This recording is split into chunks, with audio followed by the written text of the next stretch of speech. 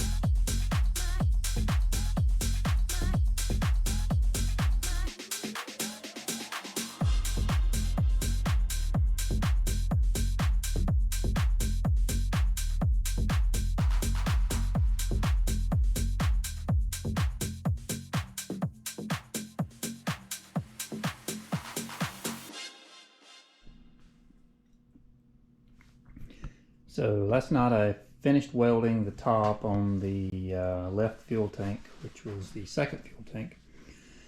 And after it cooled off, I leak tested it, stopped up all the holes, put a balloon on it, and left it for 24 hours, and everything looked good. So I have two fuel tanks that are finished. They don't leak, and they are bolted in the car, suspended in rubber, the way they will go permanently. I'll have to remove them again sometime in the future, but for right now I'm done with them. I need to mount this Holley fuel pump, but I'm waiting on an extender bracket to get the fuel pump to the bottom of the tank. I have this clear hose here just stuck on. It'll go to the filler neck, wherever that filler is exactly on the car. The other tank has the sending unit for the fuel gauge. On the right hand side of the tank, it's just stuck in the hole. I need to get the right fasteners, and then I will seal that in permanently with some urethane and bolts. And then the hose is connected for the vent line on that side. And for now, well, and also the crossover tube here, just stuck on. It's the right length. And just looking at hose fits, everything looks like it clears really nice. I can trim these black hoses off just a little and get them away from touching the clear one, but I'll do that later when everything's going in for final fitting. But for now, I'm finished with these tanks. I am waiting on a couple of parts to come in before I absolutely bolt everything in solid in the tops of the tanks.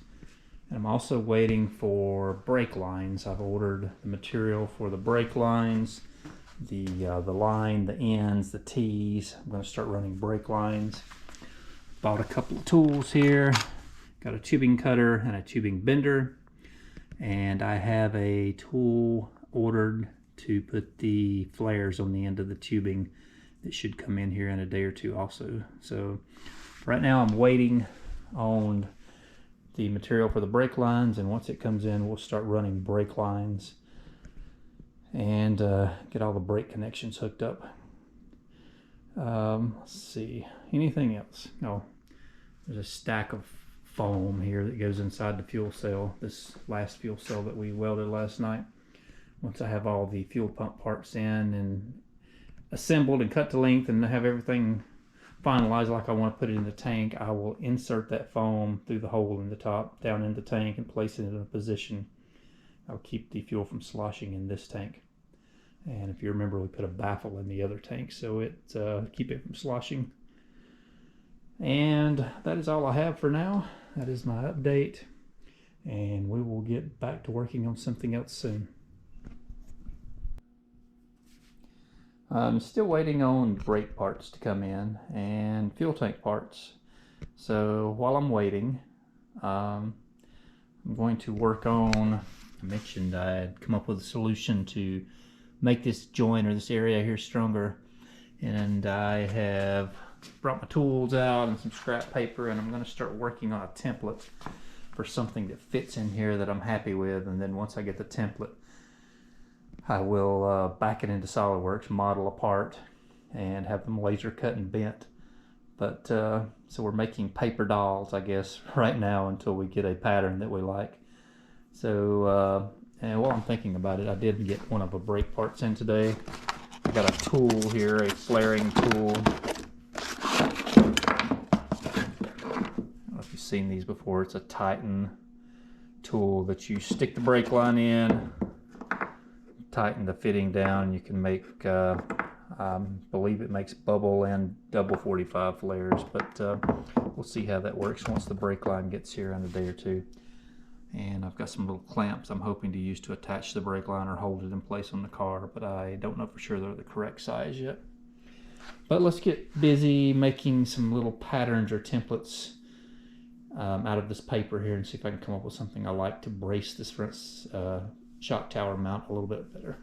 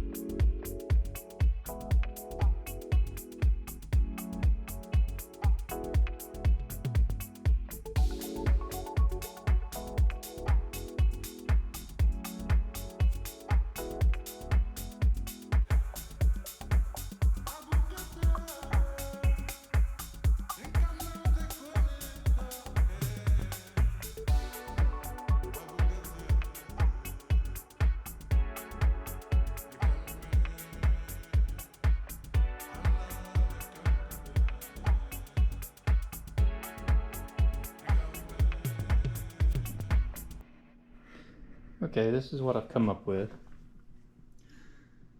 I'm going to laser cut and bend a U-shaped piece like this, and this piece will bolt down through the tube all the way through with the nuts on the bottom side and clamp in place.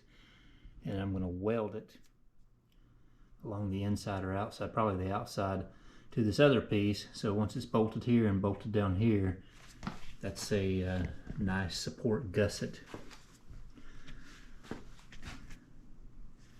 And I can actually weld it along this diagonal on the inside also.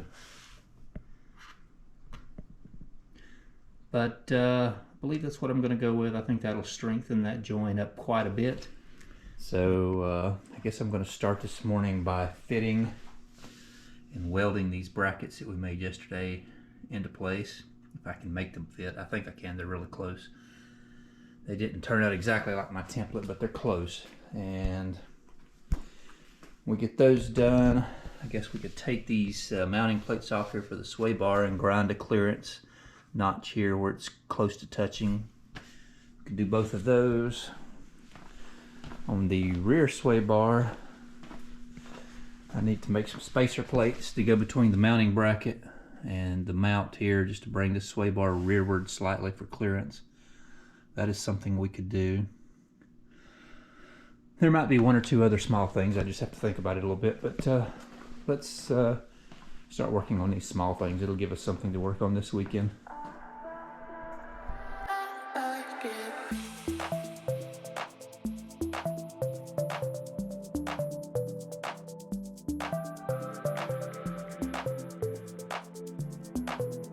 Like that, and like it like that.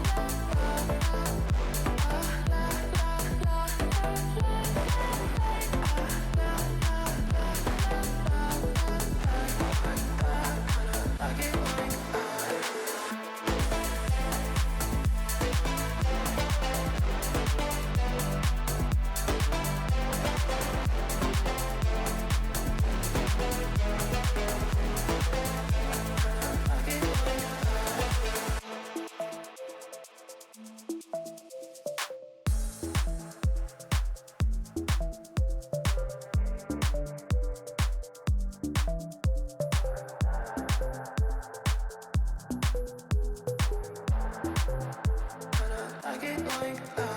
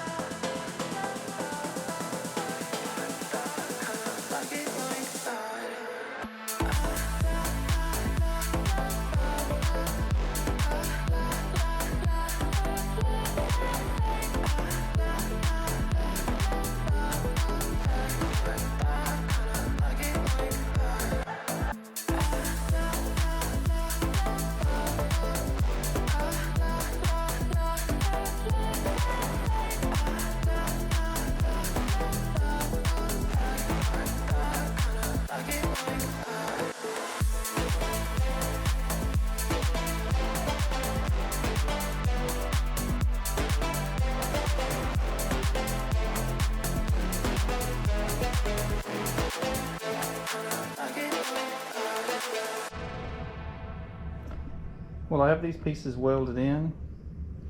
I don't know for sure that this will be strong enough, but it is stronger and I think it'll be okay. It looks pretty strong. But the brace is welded in, there's holes drilled in it. I've got to transfer the holes through the aluminum tube out the bottom, and we'll put a steel plate on the bottom to bolt all that through to sandwich these parts.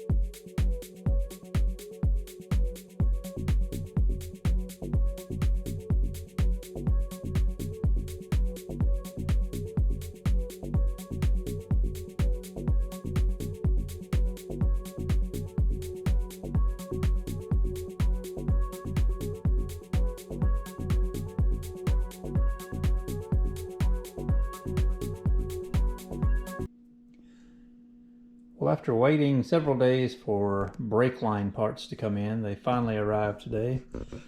And here's a 25-foot roll of brake line and a few different bags of different size fittings that if I ordered correctly, this should be everything I need to run the brake lines.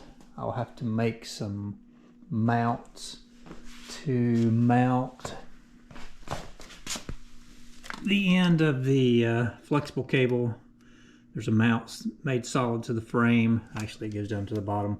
It's where the hard line and the flexible line meet together. And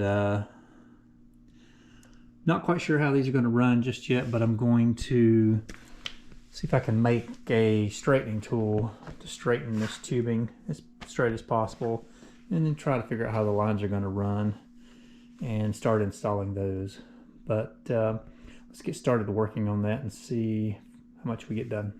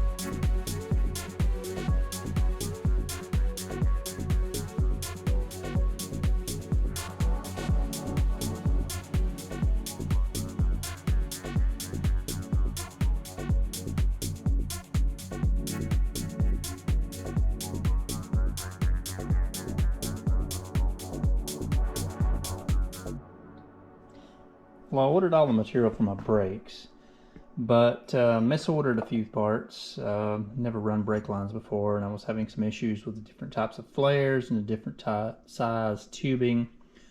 I thought I had everything ordered correctly, but I am using 1/4-inch tubing, but the fittings and the T that I bought are for 3/16 tubing, so obviously that won't work. And let's see, I bought a flaring tool.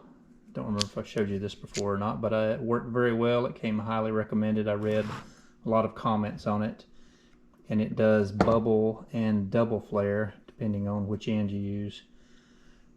And the flares look pretty good. I'm happy with that. If they'll seal, I haven't tried anything to see how it seals yet. This is what I'm doing on the car. I started running some tubes here. The one in the rear actually goes to the front brakes, and the one in the front goes to the rear brakes. But I've got my lines bent. I've got to put some insulating tubing on these and clamps to hold them in place. These two tubes will join together with a union. That goes to the rear of the car. This one will come down and attach to a T, and I'll have a brake line running both directions for both front brakes. They'll tie into the flexible line under here, and they clip into a bracket to hold them in place. And see if I can get where you can see this.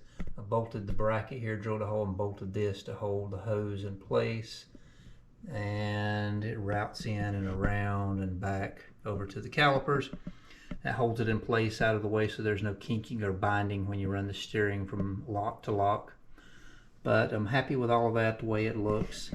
I've got to make the mounts here to attach this flexible line to, but the mounts were left out of my lines when they were shipped, and I called today to tell them they were missing, and they'll ship them to me here in a few days. But until I get those, I don't know the exact dimensions, so I can't make the mounts.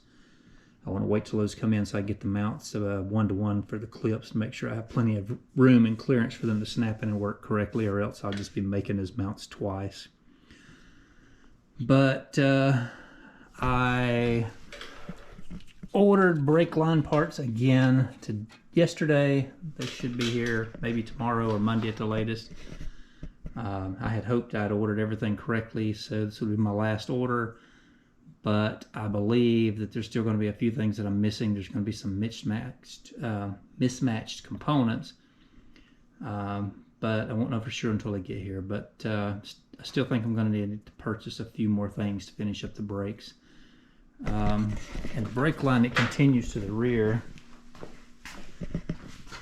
will go here just under the engine and connect to a T, and then that's where I'll split and run a line to the left and the right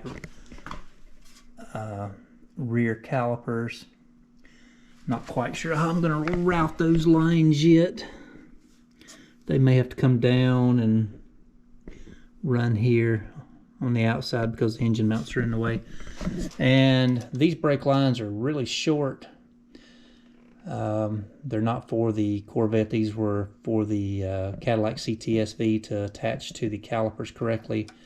But I'm either going to have to make a mount extend out here somehow, or extend this flexible cable somehow. Not quite sure on that yet. That's why I'm working on the fronts first, because I don't know exactly what I'm going to do on the rears, but I'll figure something out eventually. But that's my update for today.